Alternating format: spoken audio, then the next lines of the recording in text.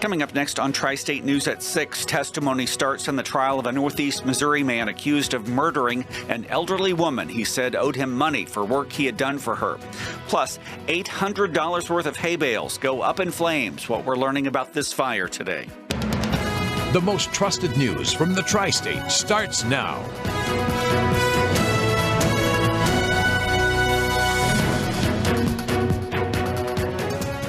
Good evening, everyone, and thanks for joining us. I'm John Garlock. Our top story tonight at 6. A grass fire near Kirksville today burned up 8 large hay bales and blackened an estimated 20 to 25 acres. It was reported shortly after noon on farmland off of First Trail, approximately 3/4 of a mile south of the Kirksville city limits. Strong gusts of wind were pushing that fire across an open field. No buildings appeared to be in danger. The exact cause of the blaze hasn't been verified, but a first responder at the scene told me he believes an ember from a Monday brush pile fire ignited nearby dry grass and set off today's field fire. Personnel from Adair County Fire and La Plata Fire Protection District fought the flames this afternoon. Artificial intelligence has ingrained itself into our everyday lives now more than ever, with uses as simple as virtual assistants on our phones to sophisticated software in the most complex computers.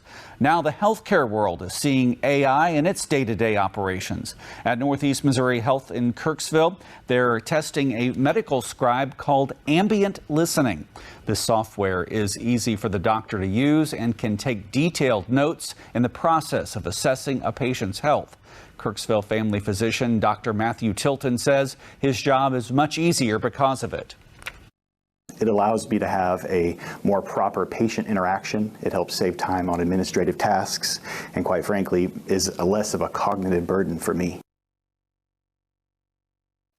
And coming up Thursday night, our Jordan Barr details how the system works. We'll also hear Dr. Tilton's opinion on AI taking over the work of a physician. Stay tuned for that.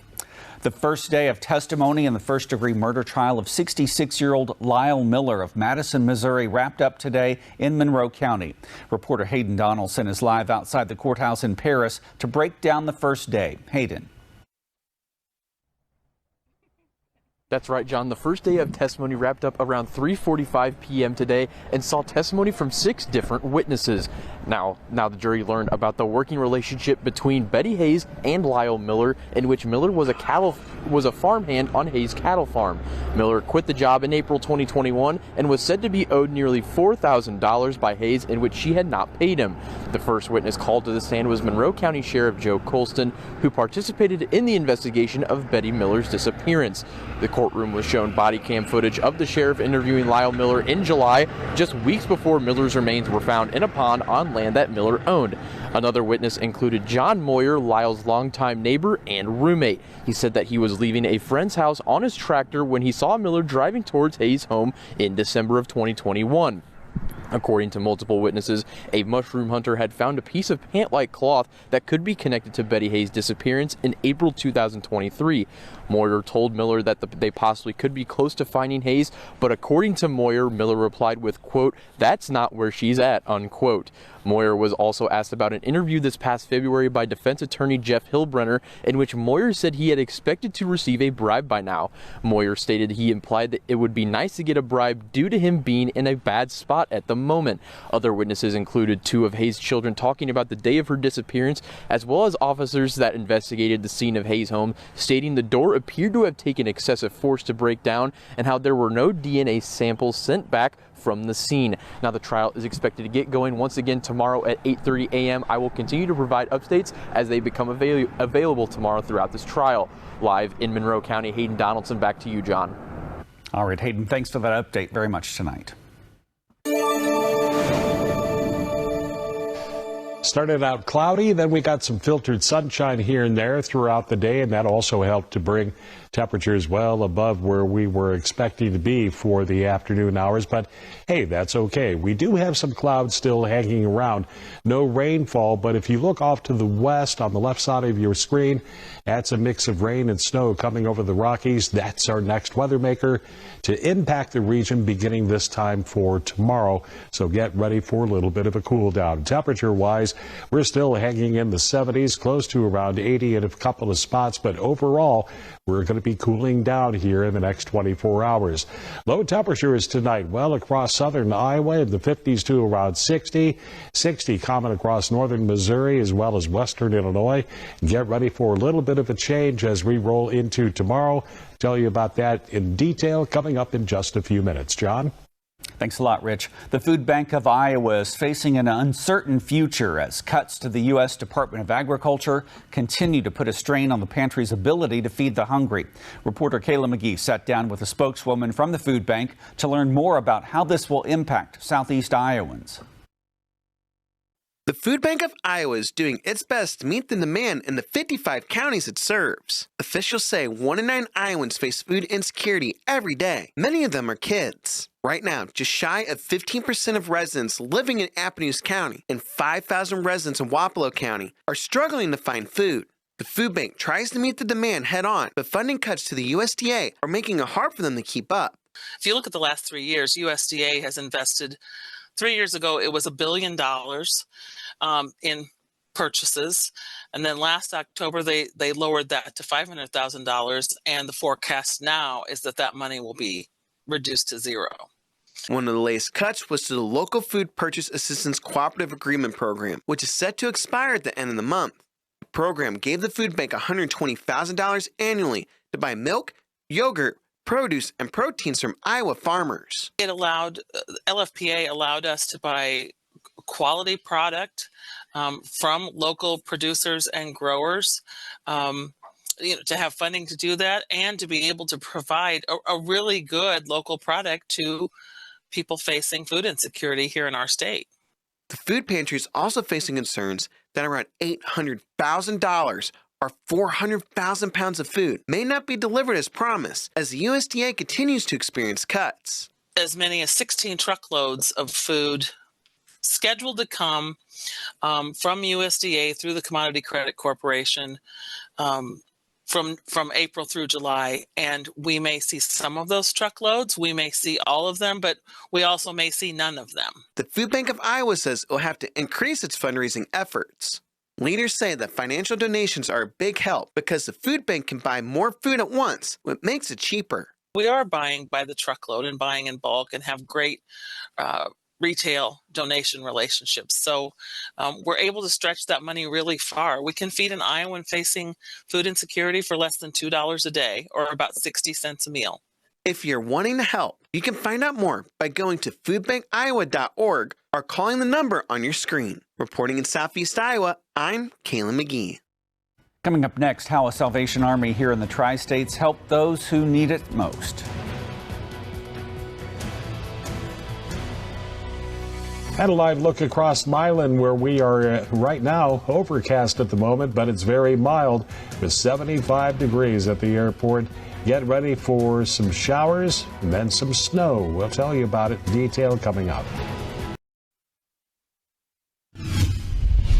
Welcome back. Sinclair and the Salvation Army are joining forces for Sinclair Cares from Homeless to Hope. Locally, the Quincy Salvation Army has been working to get people connected to the resources they need. In February alone, they took in nearly 200 total cases at the family services and emergency shelter locations in Quincy, helping provide housing assistance, food, and other forms of support. Captain Rich Forney says they're here to meet the needs of the community throughout the entire year. For the most part, the people who are coming in who are at rock bottom or in a very particular need, there's a lot of despair. And so being able to help meet an immediate physical need, whether it's food or shelter, helps set them on a path, but it's not done there. Forney also said their partners and other leadership within the community allow them to best provide people what they need, adding that they're incredibly grateful and humbled to do so. If you'd like to volunteer or make a donation to help families in need, please go to sinclaircares.com or scan that QR code there on your screen.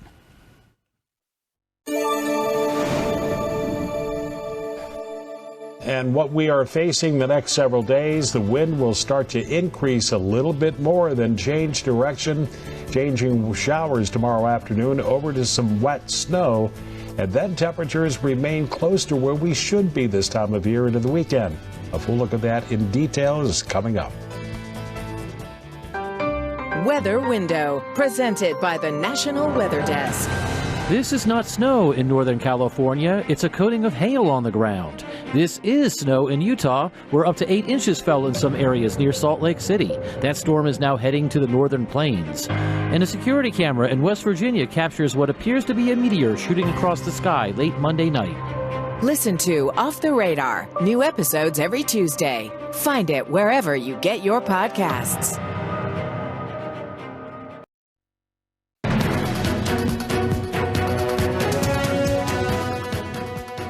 Welcome back. The 2025 Adams County mobile home tax bills are in the mail.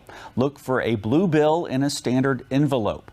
The payments are due by Friday. Payments can be made through a credit or debit card as well as by phone. You can also deliver a check in person at the Adams County Courthouse or use an e-check through your bank. Additional details for each payment option will be listed on the bill, and failure to pay on time will result in a penalty. This Storm Team forecast is sponsored by Missouri Department of Conservation. It was more clouds earlier in the day, then we got some sunshine this afternoon, and that rapidly brought those temperatures up. But now we're starting to kind of settle back down across most of the region. A live look on our Quincy Skycam, courtesy of Sleep Tight, where we do have partly to mostly sunny sky. That's the official report from the airport. Right now, 79 degrees with 28% humidity. Wind from the south-southwest at 17 and the pressure 2946, and it is on the fall. Right now, we're in the low and mid-70s across southern Iowa, mid-70s overall across north-central portions of Missouri. Eastern Missouri, it's in the upper 70s, much of the same across western Illinois. And Pittsfield, you're hanging on to 80 degrees. That wind is generally from the south and southwest up to 15, 20 miles an hour. There have been some higher gusts, 26 at Fairfield, near 30 at Kirksville, 25 in Hannibal, 23 in Pittsfield. So, yeah, that wind is not going to go away anytime soon. What we have going on is a stationary front to our north. Little weak impulses running along that frontal boundary, but the main crux of our weather maker that will arrive this time tomorrow is still off across parts of the leeward side of the Rockies. That will make its way in across the plains. As it strengthens, it will start to march off to the northeast, and then that will drag a cold front behind it, aiding us in the changeover of some scattered rain showers over to some wet snow as we happen to go through tomorrow afternoon and evening. It's noted here on the forecast in motion as we go through tonight and tomorrow, just intervals of clouds and sun. And then for tomorrow afternoon, rain showers develop mainly east of the Mississippi River, but wait, it starts to form off to our west ahead of that snow changeover. So scattered showers by early evening. Then we got some wet snow back behind it. That will wrap up early Thursday morning, and plenty of sunshine on Thursday. That should help melt most of that snowfall, because we're not looking at much in the way of accumulation. Wind advisory for Wednesday till 7 o'clock Wednesday evening. It's a high wind warning for tomorrow. Starts early in the morning, goes till 10 o'clock at night for far western Missouri, and that includes some counties across southern Iowa. Otherwise, lows in the 50s, maybe around 60 in a couple of spots across southern Iowa. North central Missouri, right around 60 degrees. Also just off to the east, lows right around 60, as will western Illinois, with little precipitation expected for tonight. Just some clouds, and that'll be about it. Now, as we roll into tomorrow, that will be a different situation. Developing rain showers later on in the day, but still very mild. Mid-60s to around 70 at Keosauqua and Keokuk. 70 across northern Missouri, except the western counties, Milan, Brookfield. You may be looking at highs in the low 60s. 70 across eastern Missouri, as well as into western Illinois. Now, the long-range forecast, it is calling for some changes as far as temperatures are concerned. Ottumwa, you're looking at the arrival of spring in 51, 35 overnight, 60 with windy conditions on Friday, rain showers on Sunday and again early next week, and also much of the same at Quincy and Hannibal. Highs that'll be up and down and then back to about where we should be with a chance of showers come Sunday. That's the latest in your weather forecast. John, back to you. Something for everyone. Thanks, Rich. Coming up next, Tri-State Sports. We're back after this.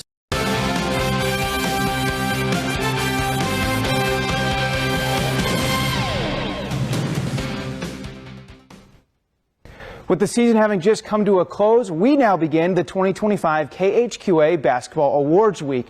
We begin our honors with the Girls Breakout Player of the Year, fittingly going to one of the most talented players to take the court in our area.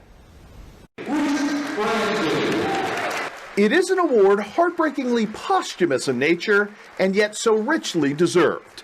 That Reese Ramsey's first and only year of varsity basketball should be capped by a first-team All-State nod from the Illinois Basketball Coaches Association speaks to just what a rare and special talent the Saukee point guard proved to be. The only freshman to make any class's top honors team in the state of Illinois, and one of just 5 total 9th graders across the state recognized among the Land of Lincoln's elite as an immediate All-Stater.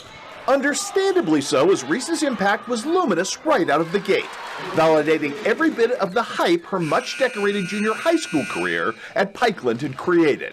Reese averaged just a smidge under 20 points per game this winter on rock-solid percentages, converting 47% of her two-point attempts, 32% of her long-range triples, and clipping along at a near 80% make rate from the charity stripe. She proved a better-than-average rebounder and capable initiator for her teammates as well. But where Reese really turned heads was with her defensive fervor, energy, and efficacy.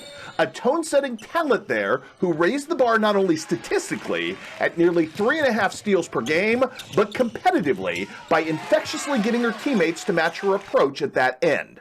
Reese's competitive streak unmistakable in lifting the resurgent Lady Saukee program to 24 wins and 28 contests, but also channeled directly at herself in trying to be the best version of Reese Ramsey every single day more than anything else. It resonated immediately with all of us who watched her play and those who coached and competed against her. In that spirit, Reese Ramsey is not only your 2025 KHQA Girls Breakout Player of the Year, but from this point forward, this award shall forever bear her name as the Reese Ramsey Award for years to come as a show of respect.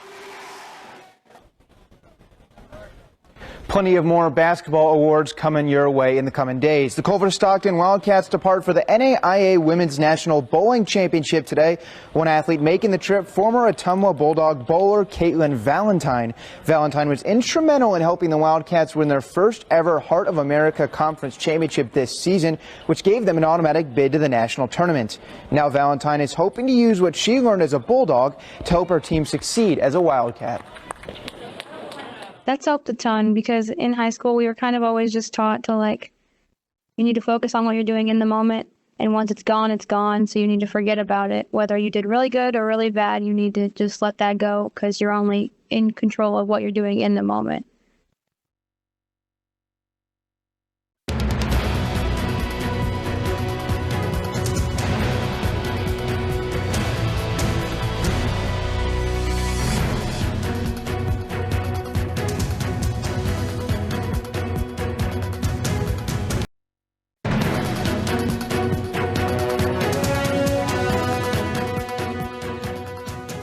Recapping that 7-day forecast, all of us will be under some sort of high wind advisory or warning for tomorrow.